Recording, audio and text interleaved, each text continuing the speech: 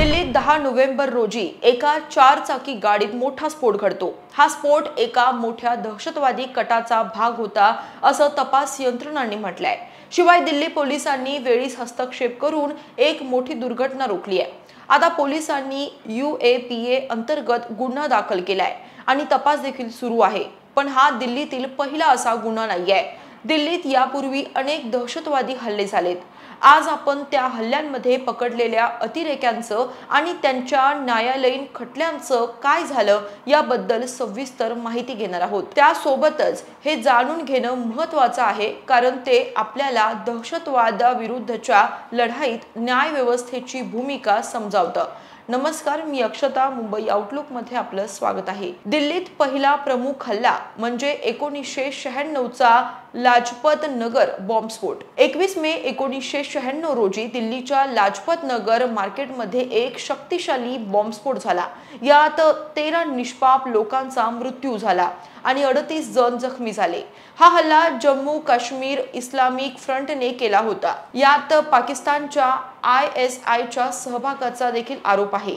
पोलिसांनी यात 6 संशयितांना अटक केली। न्यायालयीन प्रक्रियेत 2012 मध्ये दिल्ली हायकोर्टाने मोहम्मद नौशाद, मोहम्मद अली भट्ट आणि मिर्झा निसार हुसेन यांना दोषी ठरवलं। सुरुवातीला 3 जणांना फाशीची शिक्षा सुनावण्यात आली होती, पण अपिलानंतर दोघांना निर्दोष सोडण्यात आलं आणि एकाची शिक्षा आजीवन कारावासात बदलली। जावेद अहमद खानला आजीवन कारावास झाला, तर फरूक अहमद खान आणि फरीदा दार यांना तुरुंगवासाची शिक्षा भोगून सोडण्यात आलं। पुढे 2001चा संसद हल्ला हा दिल्लीतील सर्वात चर्चित दहशतवादी हल्ल्यांमधला एक हल्ला आहे। 13 डिसेंबर 2001 रोजी 5 अतिरेक्यांनी भारतीय संसदेवर हल्ला केला।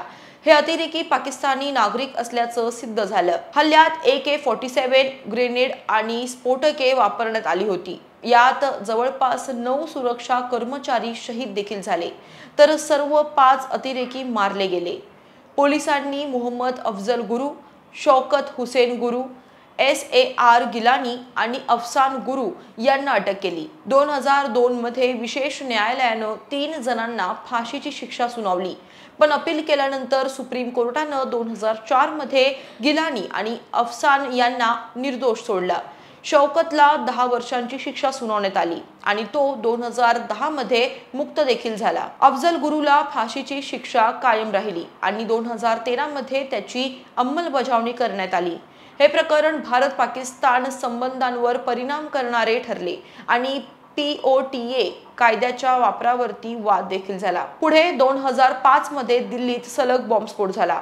प्रथम 22 मे 2005 रोजी सत्याम आणि लिबर्टी सिनेमा हॉलमध्ये 2 स्फोट झाले। यात अनेक जण जखमी झाले। पोलिसांनी यात बब्बर खालसा इंटरनॅशनलचे जगतर सिंग हवारा आणि 7 इतरांना अटक केली। 2010 मध्ये न्यायालयानं 5 जणांना 7 वर्षांच्या तुरुंगवासाची शिक्षा सुनावली, जी त्यांनी आधीच भोगली होती। त्यानंतर 29 ऑक्टोबर 2005 रोजी सरोजिनी नगर, पहाडगंज आणि कालकाजी बाजारात 3 मोठे स्फोट झाले। यात 62 लोक मारले गेले आणि 210 जखमी झाले। इंडियन मुजाहिद्दीनच्या संशयितांना अटक करण्यात आली।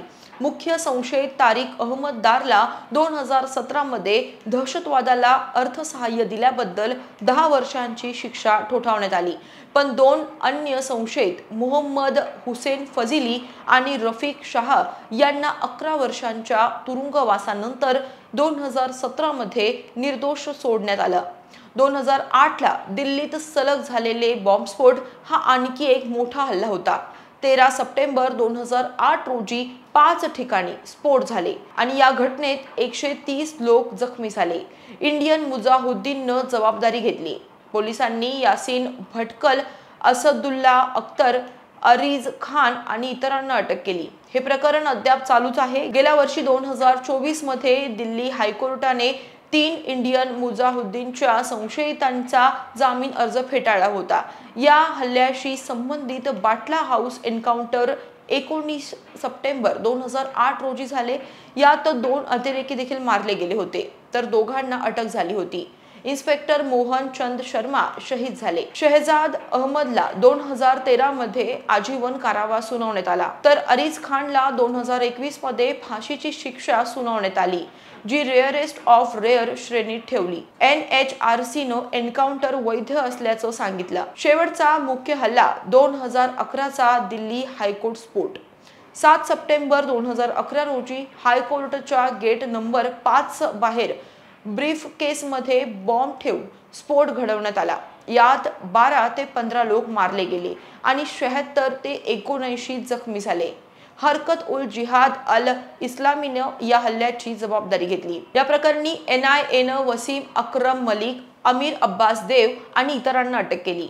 एका अल्पवयीन आरोपीला 2024 मध्ये जुवेनाईल जस्टिस बोर्डने 3 वर्षांच्या सुधारगृहाची शिक्षा सुनावली होती, जी 2016 मध्ये न्यायालयानं कायम ठेवली. मुख्य आरोपींचा खटला पुढे सरकवण्यात आला. NIAनं डेव्हिड हेडली आणि तहव्वूर राणा यांच्याशी त्यांचे संबंध जोडले, पण प्रकरण लांबतच गेले. या व्यतिरिक्त दिल्लीत अनेक छोटे हल्ले आणि कट उघडकीस आले होते. उदाहरणार्थ 2010 चा जामा मस्जिद स्फोट, ज्यात इंडियन मुजाहिद्दीनच्या संशयितांना अटक झाली आणि खटला चालूच आहे. 2012 मध्ये इस्रायली राजदूताच्या कारवर हल्ला झाला, ज्यात इराणी संशयितांचा उल्लेख आहे, पण भारतीय पत्रकार सय्यद मुहम्मद काझमीला अटक झाली आणि नंतर जामीन मिळाला. या सर्वातून दिसतं की दहशतवाद विरुद्ध भारताची न्याय व्यवस्था कार्यरत आहे. काही आरोपींना कठोर शिक्षा झाल्या, जसे की फाशी किंवा आजीवन कारावास, तर काही निर्दोष देखील सुटले. पण खटले लांबतात, ज्यामुळे न्याय मिळण्यास उशीर होतो. SATPच्या डेटानुसार 2016 ते 2018 मध्ये दिल्लीत अनेक अटका आणि दोष सिद्धी झाल्या. मुख्यतः फंडिंग आणि भरती प्रकरणात ही प्रकरणे दाखवतात की दहशतवाद रोखण्यासाठी सतर्कता आणि कायद्यांची कठोर अंमलबजावणी गरजेचं आहे.